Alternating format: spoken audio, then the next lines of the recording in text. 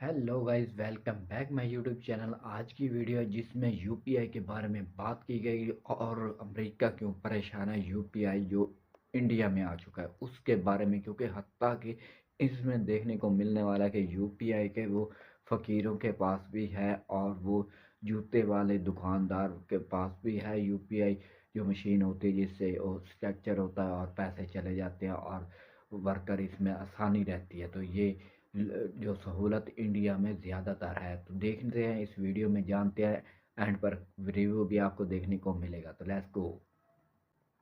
आजादी के बाद से सबसे बड़ा क्रांतिकारी कदम यूपीआई। नाम याद रखना, ये वो टैग है जिससे अमेरिका बुरी तरह डरा हुआ है। ये वो टैग है जिसकी वजह से भारत का फाइनेंशियल वर्ल्ड में डंका बजने वाला है। हमारे डिजिटल इंडिया का ये इनिशिएटिव किस प्रकार से वीजा और मास्टर कार्ड जैसी कंपनी को भी टक्कर दे रहा है। यूपीआई आखिर है क्या, किसने बनाया, क्यों बनाया, इसकी वजह से क्यों भारत का नाम हो रहा है यूपीआई। अमेरिका डर क्यों रहा है, वीजा मास्टर कार्ड की हालत क्यों खराब हो रही है, जानेंगे इस वीडियो में आम आदमी की आम भाषा में, क्योंकि ये चैनल आम आदमी के लिए है। बिजनेस और फाइनेंस, इकोनॉमिक्स, इन सभी चीजों में इंटरेस्ट है तो चैनल को सब्सक्राइब कर लेना, क्योंकि बहुत सारा माल पड़ा हुआ है भाई लोग।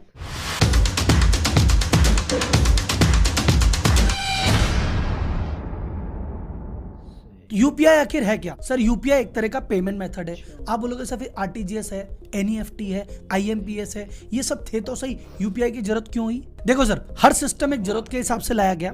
सबसे पहले आरबीआई सन 2000 में लाया कि जिस भी व्यक्ति को 2 लाख से ऊपर का ट्रांजैक्शन करना है, उसको ट्रांसफर करना है इमीडिएटली, उसके लिए लेके आया आरटीजीएस। लेकिन फिर लोगों ने कहा सर 2 लाख से कम नीचे करना है, उसका क्या करें? तो आरबीआई ने कहा इनका भी कुछ करना पड़ेगा, तो उनके लिए लेके आया एनईएफटी कि 2 लाख से कम का पेमेंट करना है तो कर दो। लेकिन अब 2 लाख से कम का पेमेंट कोई 10,000 कर रहा है, कोई 5,000 कर रहा है, तो भैया क्या करें? तो उन्होंने कहा एक काम करो, हम है ना इसको 30-30 मिनट के बैच में करेंगे। तो 2 लाख से नीचे का पेमेंट होगा, लेकिन एक बार में नीचे डायरेक्ट नहीं होगा, 30 मिनट का वेट करना पड़ेगा। लेकिन फिर जनता की मांग उठी कि सर 2 लाख से कम भी करना है, आधा घंटा वेट भी नहीं करना, जल्दी से करना है। तो यार आरबीआई बोली भाई कुछ तो करना पड़ेगा। तो आरबीआई ने 2008 में एक अलग से ऑर्गेनाइजेशन बनाया था, NPCI, national payment council of India. तो उन्होंने कहा कि भैया कुछ करो। तो उन्होंने कहा यार मैं 2010 में एक प्लेटफॉर्म लॉन्च किया, आईएमपीएस। उन्होंने कहा जो मोबाइल में इनकी सिम है इसको बना लेंगे बेस, इसके बेसिस पे ये लोग ट्रांसफर कर सकते हैं। तो आईएमपीएस आने के बाद से आप अपने मोबाइल की मदद से तुरंत 2 लाख से नीचे का ट्रांजैक्शन कर सकते हैं और फटाफट कर सकते हैं। तो आप बोले सर जब सारी सुविधा हो गई तो फिर क्या जरूरत? सर इसमें लिमिटेशन थी। एक, आप मर्चेंट को पेमेंट नहीं कर सकते थे।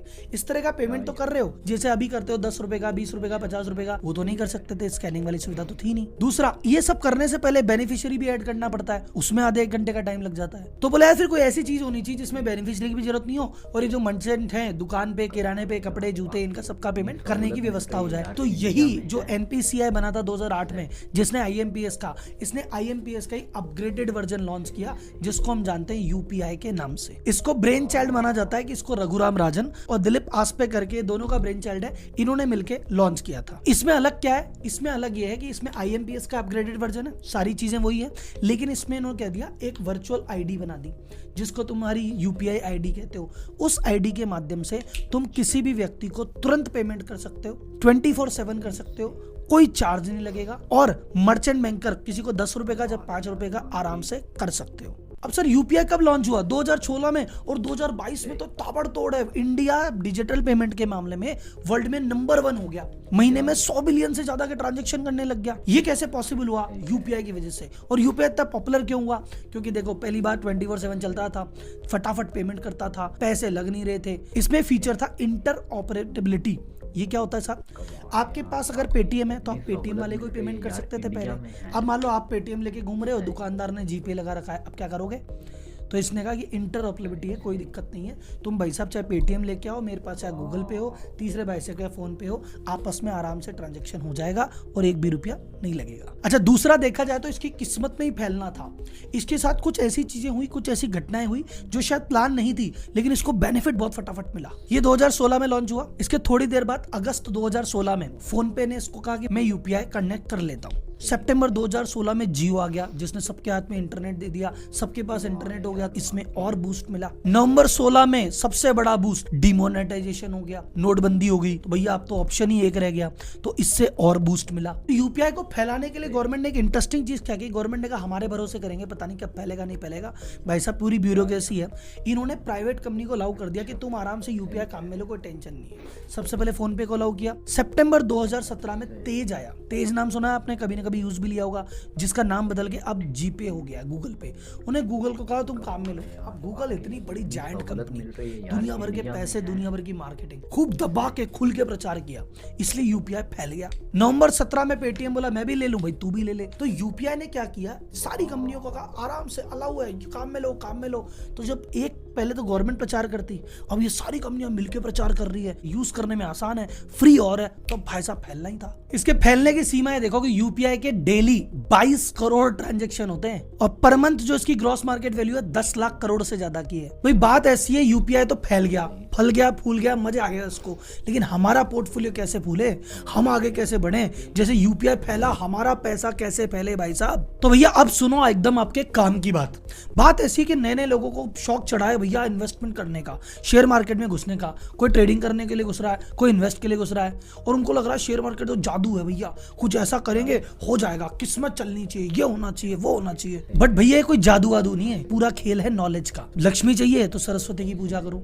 आप ये देखो कि भाई साहब आपको शेयर मार्केट को एनालिसिस करना आता है क्या, पर नहीं, नॉलेज नहीं है, पापा के कहने से, दीदी के कहने से, भैया के कहने से, दुनिया के कहने से इन्वेस्ट कर देंगे, टीवी देख के, अखबार पढ़ के। भैया जनरल एडवाइस क्यों लेते हो, एक्सपर्ट एडवाइस क्यों नहीं लेते? ऐसा कोई एक्सपर्ट एडवाइजर जो बताए कि आपके रिस्क के हिसाब से आप क्या करना है क्या नहीं करना, क्या लेना है क्या नहीं लेना। लेकिन ऐसा एडवाइजर कहाँ मिलेगा और कितने पैसे लेगा? भैया पैसे नहीं लेगा, फ्री में करेगा। और कोई ऐसा एडवाइजर नहीं, सीधा एडवाइजर इंडस्ट्री का शाहरुख खान, मोतीलाल ओसवाल, जो 30 सालों से काम कर रहा है और 50 लाख से ज्यादा इन्वेस्टर को अपनी सेवाएं दे चुका है। क्या करेंगे मोतीलाल ओसवाल कंपनी भाई साहब, आपको एक एक्सपर्ट अलॉट करेंगे, आपकी बात सुनेगा, आपकी प्रॉब्लम सुनेगा, आपका रिस्क समझेगा और आपको उस हिसाब से जो सबसे बेस्ट कंपनी है वो सजेस्ट भी करेगा और इन्वेस्ट करने में मदद भी करेगा। अब सर उसके लिए क्या करें? भैया डीमेट अकाउंट खुलवा लो, नहीं खुला हुआ वो भी मोतीलाल ओसवाल खोल देगा। अकाउंट खोलने के चार्जेस फ्री, पहला साल फ्री, सेकेंड साल से चार्जेस लगेंगे। बस हर बार ट्रांजैक्शन बाय सेल पे 20 रुपए पर लॉट आपका खर्चा आएगा। तो डीमेट अकाउंट खोलने के लिए क्या चाहिए? पैन कार्ड, आधार कार्ड, बैंक डिटेल, खुल गया अकाउंट। और अगर आपको और डिटेल चाहिए तो भैया मोतीलाल ओसवाल का ऐप डाउनलोड कर लो, वहां पे रियल टाइम बेसिस पे आपको टिप मिलती रहेगी। जैसे आप अकाउंट खोलेंगे आपको मिलेगा वेलकम बास्केट, जिसमें बहुत सारे एआई टूल मिलेंगे, आपके ब्रोकरेज रिवर्सल की सुविधा भी है, और आपको इन्वेस्ट करना है तो इस ऐप के माध्यम से इन्वेस्ट भी कर देना। और इसके लिए नीचे डिस्क्रिप्शन में लिंक दिया गया है, वहां पे क्लिक कीजिए, रजिस्टर्ड कीजिए और एक बेहतर इन्वेस्टर बनिए। अब आते हैं अपने मेन टॉपिक यूपीआई पे। अब आप बोलोगे राहुल जी चलो यूपीआई हमने लॉन्च किया, हम काम में ले रहे हैं, अमेरिका की बैठे बैठे क्यों चल रही है? इसका सुनो, अमेरिका फाइनेंशियल वर्ल्ड का शुरुआत से किंग रहा है, ये आपको सबको पता है, क्योंकि इसकी करेंसी डॉलर है जिसका दबदबा है। अच्छा, कई टेक्नोलॉजियां जैसे स्विफ्ट टेक्नोलॉजी है, ये इसके पास है, इंटरनेशनल पेमेंट करना हो तो भी यही काम में लेता है। तो हमेशा फाइनेंशियल पॉलिसी की बात करो, चाहे आईटी की बात करो, चाहे टेक्नोलॉजी की बात करो, इसका दबदबा हमेशा से रहा। अब ये कह रहा है कि यार भारत जैसा डेवलपिंग कंट्री जो कल को नया नया पैदा हुआ है, ये देश ऐसी टेक्नोलॉजी लेके आया जो हमारे पास भी नहीं है। और चल लेके आया है, कोई बात नहीं, आराम से लेके आया, इसको यूज करो, पर मान नहीं रहा इंडिया। इसने एक नई कंपनी बना दी, एनपीसीआई इंटरनेशनल पेमेंट लिमिटेड। और इस कंपनी का उद्देश्य क्या है? इस कंपनी का उद्देश्य यूपीआई सिस्टम को पूरे विश्व में अप्लाई करवाना। सबसे पहले भूटान ने एक्सेप्टेंस दी, भूटान में लागू हो रहा है, दुबई में लागू हो रहा है, सिंगापुर में लागू हो रहा है, और 10 कंट्रियां ऐसी है जिन्होंने भी इच्छा जाहिर कर दी है। वो कंट्रियां मेजरली तो भी एशिया की है, मलेशिया, थाईलैंड, फिलीपींस, वियतनाम, ये सारी कंपनियां। तो आप नोटिस करो, अभी अमेरिका तो हमको एंट्री देगा नहीं, यूरोप में भी आसानी से एंट्री नहीं होगी, लेकिन धीरे धीरे एशियन कंट्रीज में हम छाने लग गए हैं। जापान ने भी इंटरेस्ट दिखाया, और सबसे इंपॉर्टेंट जो सबसे इंटरेस्टिंग बात है, फ्रांस ने भी इंटरेस्ट दिखाया। फ्रांस ने इंटरेस्ट दिखाया, वो वाला एग्रीमेंट हो गया और वहां इंप्लीमेंट हो गया, तो हमको मिल जाएगी यूरोपियन यूनियन में एंट्री, और फिर वहां पे और घुस जाएंगे। अमेरिका तो आसानी से घुसने नहीं देगा, पर यूपीआई का दबदबा होने लग गया है। इसकी दीवानगी आप ऐसे मान लो कि गूगल ने यूएस गवर्नमेंट को लेटर लिख के बोला कि यूपीआई क्या मस्त सिस्टम है यार, अपन भी डेवलप करो। गूगल अमेरिका को कह रहा है भारत से सीखो। इसका हमको क्या फायदा होगा? मान लो फ्रांस ने इसको एक्सेप्ट कर लिया और अगली बार आप फ्रांस गए, पेरिस घूमने गए, वहां पे आपको अपनी करेंसी कन्वर्ट कराने की जरूरत नहीं है। और आपको फॉरेक्स कार्ड ले जाने की जरूरत नहीं है, आप सीधा मोबाइल लेके जाओ, यूपीआई से ट्रांजेक्शन करो ब्रांच में बैठ के। इससे एक और फायदा, एनवायरमेंट को भी फायदा होगा। बोले क्यों सर? साल में 2 लाख करोड़ से ज्यादा का खर्चा नोट को छापने और मेंटेन करने में आ जाता है। क्योंकि नोट में क्या होता है, कई बार नोट फट गए, कई बार नोट गल गए, या फिर किसी ने नोट पे लिख दिया सोनम गुप्ता बेवफा है, तो नोट खराब हो गया। तो इन नोटों को बदलने में, मेंटेन करने में भैया बहुत पैसा लगता है। यूपीआई हो जाएगा तो इन नोटों की छपाई कम हो जाएगी, तो कॉस्टिंग बचेगी। तो वो कॉस्टिंग जो है इस टेक्नोलॉजी को डेवलपमेंट करने में काम आ जाएगी। अब आप बोलोगे सर जी वीजा और मास्टर कार्ड क्यों चिड़े हुए हैं? अमेरिका की गवर्नमेंट का तो समझ में आता है कि इज्जत की बात हो गई। वीजा मास्टर कार्ड इसलिए चिड़े हुए हैं, आपको पुराने जमाने में लेके चलता हूँ। पहले नए नए एटीएम खुलने लगे। आपके पास अगर आईसीआईसी बैंक का एटीएम है तो भाई साहब आपको आईसीआईसी के एटीएम में ही जाना पड़ेगा, वहीं से पैसा निकलेगा, आप एचडीएफसी से निकाल नहीं सकते। ऐसा क्यों होता था? आईसीआईसीआई वाला कह रहा है कि भैया मेरा एचडीएफसी से लड़ाई चल रही है, कंपटीशन है, कि मेरा जो डेटा है वो मैं एचडीएफसी को थोड़ी दूंगा, जाके तू ही निकालेगा। तो वीजा और मास्टर कार्ड नेटवर्क कंपनियां हैं, ये कंपनी आके बोली तुम टेंशन मत लो, हम तुमको सपोर्ट देते, तुम हमको थोड़े से चार्ज दे देना, थोड़े से पैसे दे देना, हम ये फैसिलिटी दे देंगे कि हम पेमेंट को वेरीफाई कर लेंगे और हम ही पेमेंट कर देंगे, तुम किसी भी कार्ड में जाके काम में लो। इस बात के जो पैसे लेते हैं उसको कहते हैं एमडीआर, मर्चेंट डिस्काउंट रेट। ये 1% से लेके 3% तक होता है। आप शॉपिंग करने जाओ तो दुकानदार बोलता है भैया चार्ज लगेगा, कई बार दुकानदार ऊपर से चार्ज लेता है, जो दुकानदार नहीं लेते उनकी जेब से 2% का चार्ज लग जाता है। तो ये जो एमडीआर है ये यूपीआई में 0 है। तो दुकानदार क्या बोल रहा है, यार कार्ड से पेमेंट मत करो, 2% लग जाएगा, आप तो यूपीआई मार दो। तो धीरे धीरे वीजा और मास्टर कार्ड का डोमिनेंस कम हो रहा है, और इंडिया में कम होता तो ठीक है, भाई साहब पूरे वर्ल्ड में जाके तैयारी कर ली है। तो इसलिए इन दोनों कंपनियां डरी हुई है। अब आप बोलोगे सर जी यूपीआई ने तो बहुत सुविधा कर दी, मजे आ गए। सर सुविधा तो अब करेगी, आरबीआई पूरी तैयारी लेके बैठा है। अभी जो हमारे आरबीआई के गवर्नर है उन्होंने एक कॉन्फ्रेंस में 3 बेनिफिट बताए कि 3 नए फीचर हम यूपीआई में लॉन्च कर रहे हैं। पहला फीचर, यूपीआई को क्रेडिट कार्ड से लिंक करेंगे।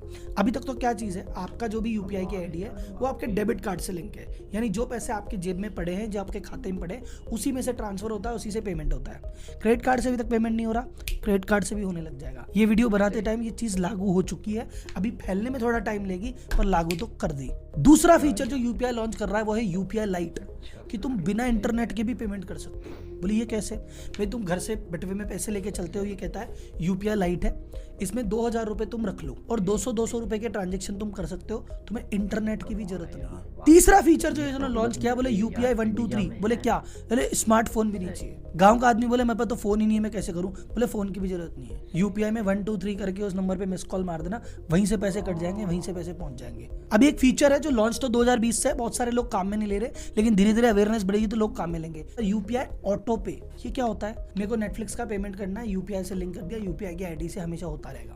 बैंक का ईएमआई है, होती रहेगी भाई साहब।